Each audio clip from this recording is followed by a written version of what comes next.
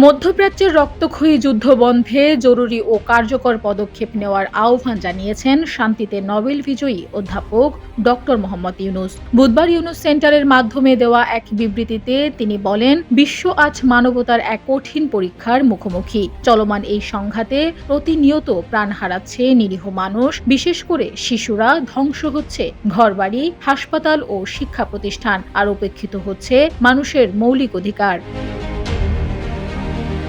Doctor Yunus স্পষ্ট করে জানান, এই সংকটকে শুধু আঞ্চলিক সমস্যা হিসেবে দেখার সুযোগ নেই। এটি এখন বৈশ্বিক নৈতিক সংকটে রূপ নিয়েছে।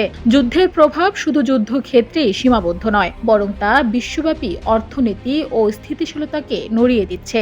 বিশেষ করে দরিদ্র ও প্রান্তিক জনগোষ্ঠী সবচেয়ে বেশি ক্ষতিগ্রস্ত হচ্ছে।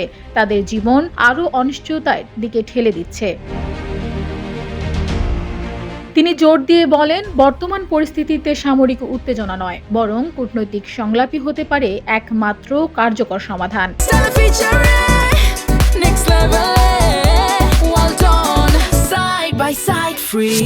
আন্তর্জাতিক আইন সমুন্নত রাখা এবং বহুপক্ষীয় সহযোগিতা বাড়ানোর মাধ্যমে শান্তির পথ তৈরি করতে বিশ্ব নেতাদের এগিয়ে আসতে হবে।